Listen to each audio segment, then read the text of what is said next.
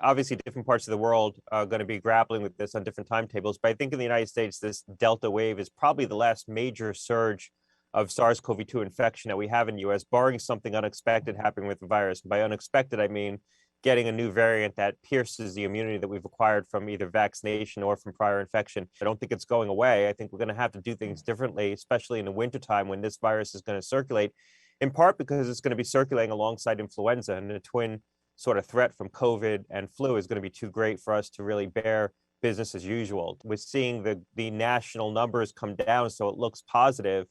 But really, that's a reflection of the fact that cases are declining very quickly in the South.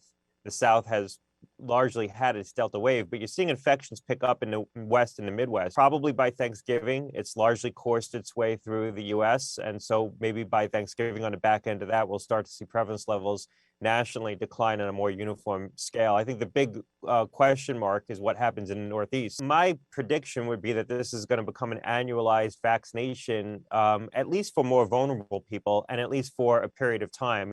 Probably over the next 12 months, we're going to be able to produce somewhere between 10 and 15 billion doses of vaccines. If you look collectively across all the companies that are now manufacturing vaccine globally, the challenge is going to be getting the distribution on the ground in hard to reach settings. As of now, 95% of all full-time DOE employees are vaccinated. 96% of all teachers. New York City Mayor Bill de Blasio on Monday applauded public school employees who followed through with the city's COVID-19 vaccine mandates, while on the same day, hundreds of anti-vaxxers took to the streets. My body, my choice, the vaccine you vote for. Starting with a protest outside the Department of Education headquarters in Brooklyn. The mandate went into effect Monday morning after the mayor announced in August that all 148,000 staff in the largest U.S. school district would be required to submit proof of at least one dose of a COVID vaccine. Since the mandate was announced for our schools, August 23rd, over 43,000 doses given to employees of our public schools. This after U.S. Supreme Court Justice Sonia Sotomayor denied a challenge by 4 teachers and teaching assistants who sought to halt enforcement of the vaccine mandate while their lawsuit continues in lower courts. On Monday, educators in opposition of the mandate marched across the Brooklyn Bridge to City Hall, some holding signs that read "false advertising" and "We the people call the shots." We're fighting for our rights. Everyone should have the right to decide whether they want to be vaccinated or not. It should be a choice, not a mandate. Unvaccinated school employees were placed on unpaid leave late Friday, but those who got a shot over the weekend were added back to the payroll and back to the classroom. De Blasio said substitute teachers are replacing the few who did not comply, and said there were not reports of major disruptions. I'm not hearing that problem in any. Can you guarantee that the U.S. will not breach the debt ceiling, that will not happen? No, I can't. President Joe Biden on Monday said he couldn't guarantee that the U.S. won't breach its debt limit unless Republicans join Democrats in voting to raise it. That's up to Mitch McConnell. And called members of the opposing party reckless and dangerous, accusing Senate Republicans led by Minority Leader Mitch McConnell of bringing the country closer to what would be a historic and catastrophic default. They need to stop playing Russian roulette with the U.S. economy.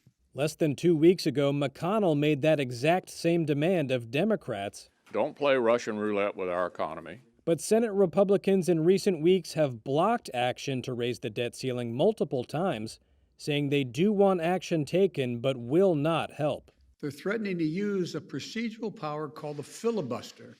If you don't want to help save the country, get out of the way so you don't destroy it. In an open letter on Monday, McConnell repeated his argument that Democrats should pass a debt limit increase on their own using the reconciliation process, which would allow a bill to raise the debt ceiling to pass on a simple majority of 51 votes. It's hypocritical, dangerous, and disgraceful. But Biden noted that Democrats voted with Republicans to raise the debt limit during the administration of Donald Trump, even though they opposed deep tax cuts that added to the debt. Raising the debt limit comes down to paying what we already owe, not anything new. Biden said he intended to speak with McConnell about the debt ceiling, Meanwhile, concerns over a possible default on the nation's debt contributed to Monday's steep drop in the stock market.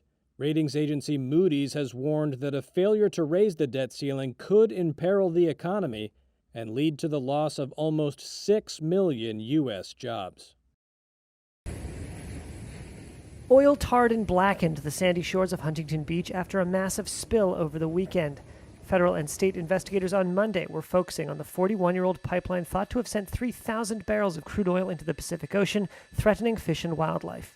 Cleanup crews dressed in white coveralls and helmets worked along the beach south of Los Angeles. Birds covered in oil washed up on shore along with dead fish. The inlet feeds Magnolia Marsh, a rehabilitated wetlands. Officials said up to 90 bird species use the area each year, including some that are either endangered or threatened.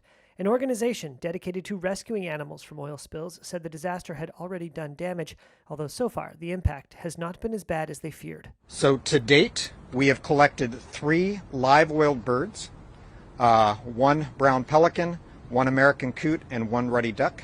Unfortunately, the brown pelican had chronic injuries that required us to humanely euthanize it yesterday.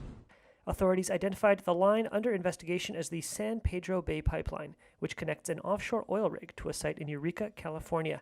The rig and pipeline are operated by a subsidiary of Houston-based Amplify Energy Corporation.